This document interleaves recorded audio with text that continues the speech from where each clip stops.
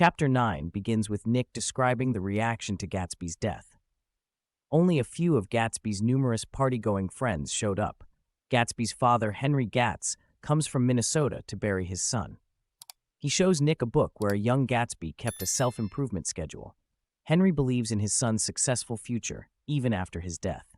Nick takes charge of making funeral arrangements, as Daisy and Tom have left town, and she doesn't even bother to send a message or flowers.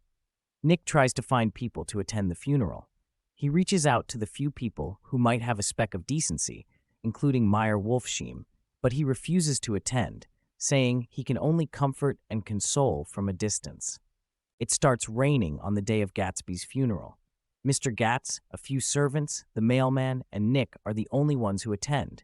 Suddenly, a man referred to as Owl Eyes, who previously had gone to Gatsby's library during one of the parties and was amazed that the books were real, shows up, making the attendees consist of Mr. Gatz, Nick, and this one man.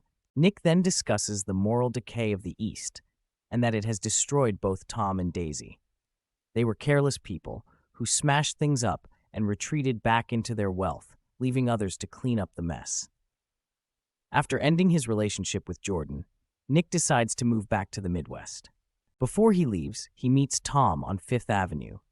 Tom admits that he was the one who told George Wilson that Gatsby owned the car that killed Myrtle, also implying that Gatsby was the one having an affair with Myrtle.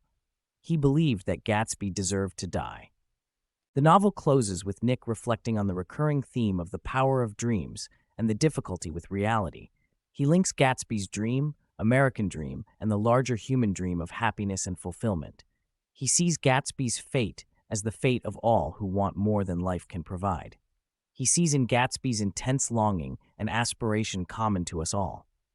Ultimately, Nick compares the green light at the end of Daisy's dock, which was Gatsby's unreachable goal, to the America of the past, full of possibility and opportunity.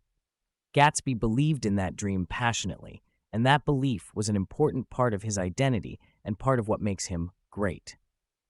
Nick wishes Gatsby good night, emphasizing our shared human capacity to dream.